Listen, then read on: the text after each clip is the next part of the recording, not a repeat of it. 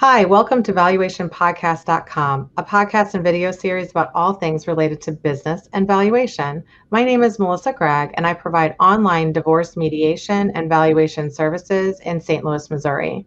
Today, we will discuss preserving a family business when the owners divorce with Bob Boyd. He's a divorce lawyer in Atlanta. He's also the co-founder of Boyd, Collar, Nolen, Tuggle, and Roddenbery, and is a leader in family law who has received recognition from his colleagues across Georgia and the nation for his work in high net worth divorce litigation and contested custody cases. One thing that you brought up that I think we might want to talk just a little bit about, because again, people assume that like if we have two cabinets, right? You take a cabinet, I take a cabinet. If we have, all of these assets, and you talked about a marital balance sheet.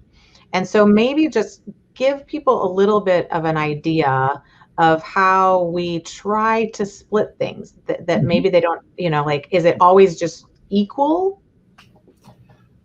So Georgia is an equitable division state. I don't know. There's equitable division and there's community property. Yes, we're Georgia's equitable as well. Yeah. So what I tell people pretty much, depending on the size of the marital estate, you're pretty much going to divide if you've had a marriage of any length, you're pretty much going to divide whatever's been accumulated equally, 50-50. At least that's what happens here. I mean, are there some aberrations for very, very high net worth? Yes. But let's just talk about where most folks live. So how do we do that? Well, we assemble this marital balance sheet, which lists every asset and every liability that folks have accumulated during the marriage: real estate, investment accounts, savings accounts, retirement plans, benefits of employment, whatever it is. We list them all on this sheet by category and try to get values on everything through the use of statements, or things like that,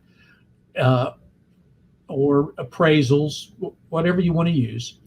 And all of those will have a total. And so then our job is to figure out what's a fair way to divide this stuff equally. How do I put what in each column? The typical example I tell folks is if you've got $100,000 in a 401k retirement plan, you've got $100,000 in a savings account, you can't say, all right, you take the 401k plan and I'll take the savings account, because the money's not equal. Mm-hmm. The money's not equal because of the penalties and taxes associated with the retirement plan. So part of our job is to make sure that your half is really half. Mm-hmm. And this is just sort of an aside. I encounter sometimes folks who say, well, I've got to have the marital residence on my side of the ledger. And I try to caution folks to keep your mind open about that, because the value of real estate, while we can get appraisals, it's all it is. It's speculative. It's what somebody thinks. The only way you know what a piece of real estate is worth is when you actually sell it. So if you really want true value, then you have to be prepared to sell the real estate. But that's what I mean by marital balance sheet, just the assets and liabilities that have been accumulated. Mm-hmm. Well, and it doesn't, it can be even, but it doesn't mean that each thing has to be split, right? For sure. That's right. Yeah. That's exactly right. So you could take the house, and I think everybody perceives that the house is like this best thing, but it's a lot of cash sitting in there doing nothing. It also may carry a lot of monthly carry cost with it. That mm-hmm. Do you want to be house poor? Mm-hmm. And a lot of times it's refocusing the person and saying, you want a comfortable place, you want something like this. All of these things are great, but could they be somewhere else? Mm-hmm. But Bob, my husband cheated on me, so I should get everything. I should get like 95%. Yeah. What about that?